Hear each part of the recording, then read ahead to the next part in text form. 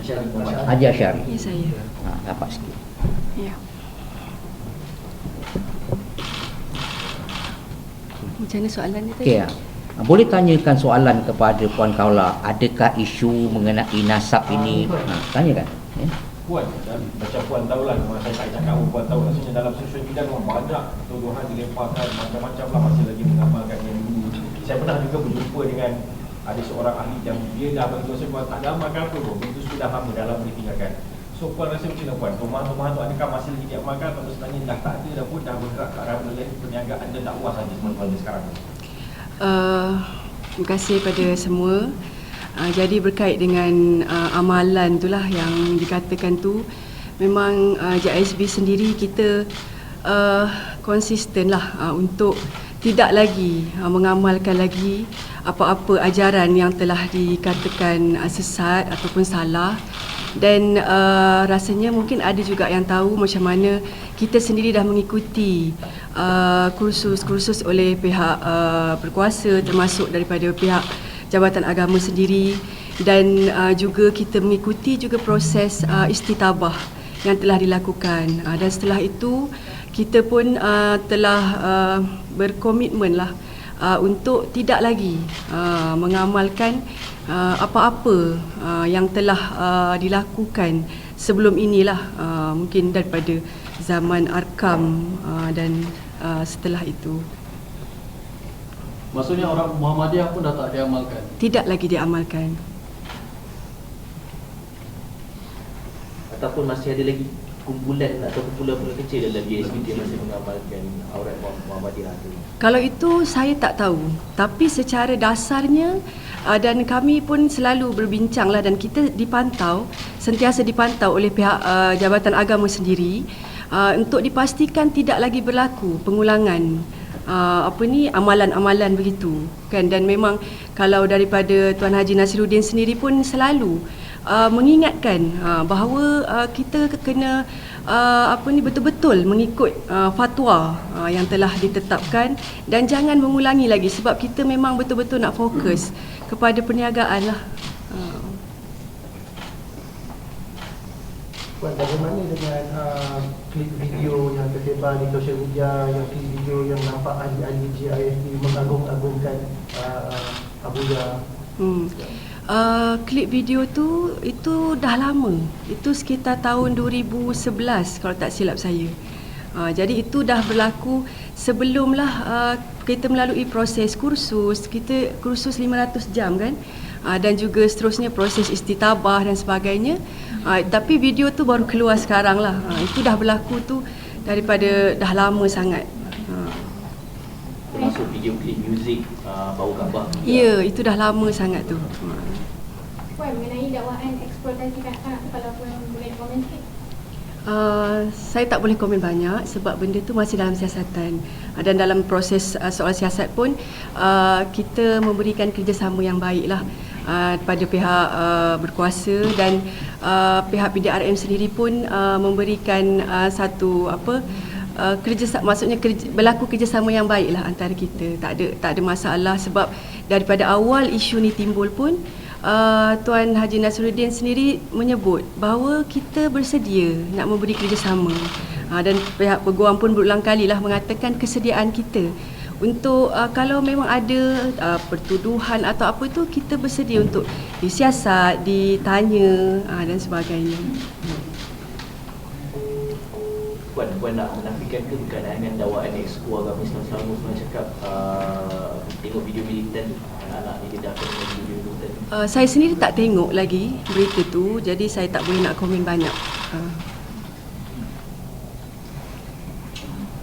Puan, last silibus di sekolah-sekolah agama di bawah JSB juga Rumah Amal ni, adakah diubah sendiri oleh JSB ataupun perlu mengikut daripada Jabatan Agama Islam Selangor? Dalam pengetahuan saya, sekolah-sekolah kita yang ada lesen itu memang mengikut silibus JAIS. Dan itu kita ikutlah, dan pihak ni pun datang untuk memantau sentiasa apa silibusnya.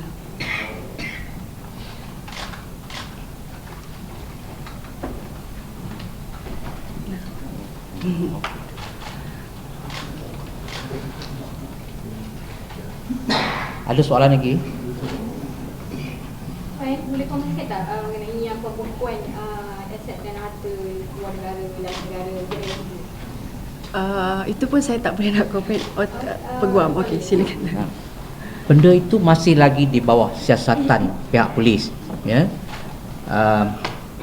Sebelum tahanan besar-besaran, sebenarnya pegawai-pegawai kanan memberi arahan kepada saya sebab ada yang dihubungi oleh pegawai AMLA Bukit Aman, dan saya telah pun menghubungi unit AMLA Bukit Aman untuk memberikan kerjasama. Sesiapa yang mereka perlukan untuk soal siasat, maklumkan kepada saya, kerana saya telah ada arahan untuk membawa mereka yang ingin disiasat ke unit AMLA Bukit Aman. Tetapi saya dimaklumkan bahawa arahan untuk memanggil mereka itu ditangguhkan dan kemudian berlaku tangkapan besar-besaran. So ini satu lagi yang ingin saya kongsikan, bahawa saya tekankan dalam kerajaan Madani ini, ihsan itu nak diserahkan, tetapi pilihan yang dibuat ialah tangkapan. So di sinilah berilah ihsan kepada mereka. Kehidupan kita ni mesti ada ihsan, dan itulah yang diagungkan oleh kerajaan Madani ini. Kita pun dan kita akui ihsan ini sangat perlu.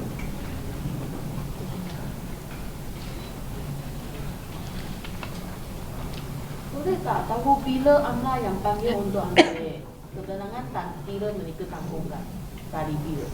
Start bila? Tahanan bila? Bukan. Yang AMLA tu, dia tadi kamu Encik kata ada AMLA pernah hubungi pihak JISP bila?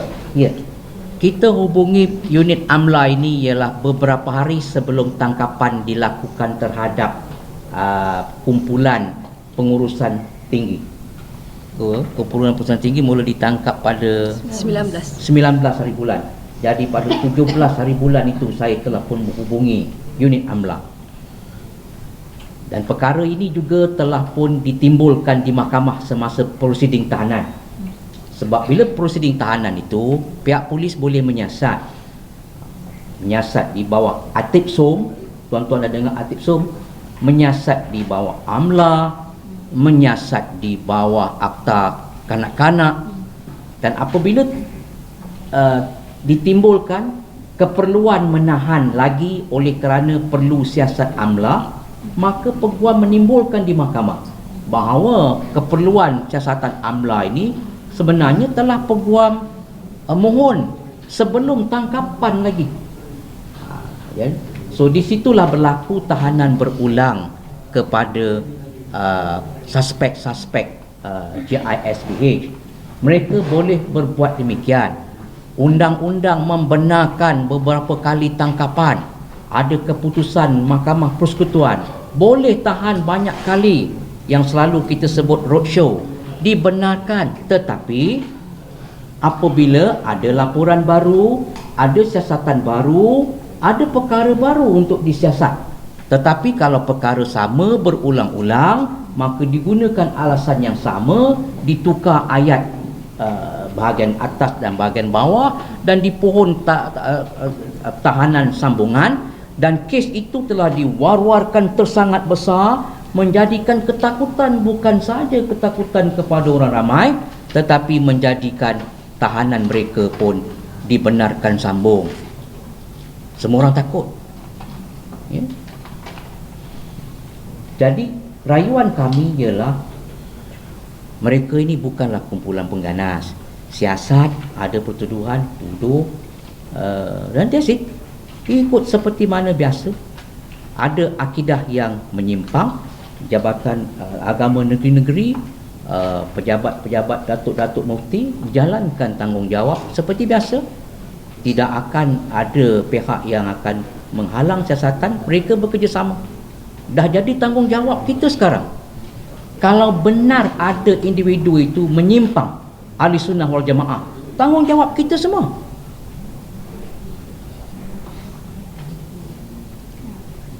Jadi kita tak ada pinpoint Jadi jangan salahkan what has been passed itu dah lepas lah.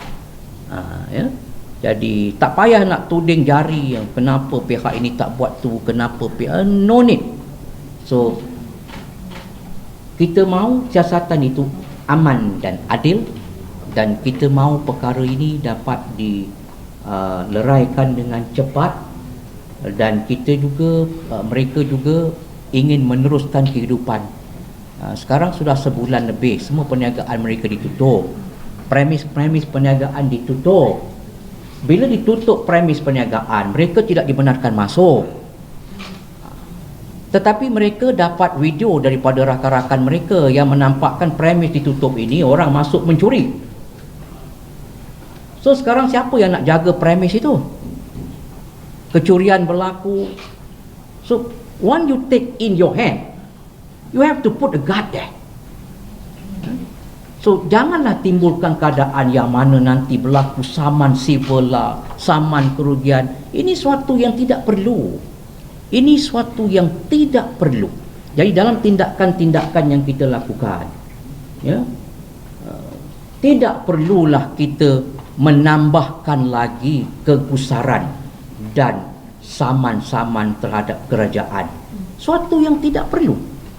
Kalau menjawab soalan tuan tadi, adakah akan mengambil tindakan sivil, saya menasihatkan mereka, kalau kita boleh selesaikan dengan baik, kita mohon pihak berkuasa memberi laluan, kita mohon pihak berkuasa memberi mereka terlibat dalam siasatan, maka suatu tidak perlu. Contohnya premis perniagaan ditutup, benarkanlah mereka pergi ke premis mereka, benarkanlah mereka melihat apa yang boleh diteruskan, teruskan. So adakah menjadi tanggungjawab saya sangat gembira apabila mendengar kerajaan negeri Johor telah pun menyediakan program. Sebelum fatwa dikeluarkan telah ada program pemurnian dan bagaimana nak membantu ahli-ahli GISPH. Ini saya mesti memberi pujian kepada kerajaan negeri Johor. Yang tempat lain yang patut kita pujilah. Tapi saya belum dengar lagi. Maknanya dah menjadi tanggungjawab kita sekarang.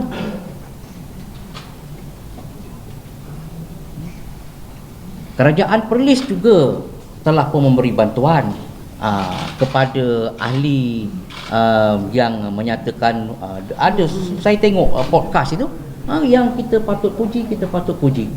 So bantulah GISBH dengan penuh ihsan. Kalau mereka silap, betul kan? Perniagaan mereka patutkah kita lumpuhkan?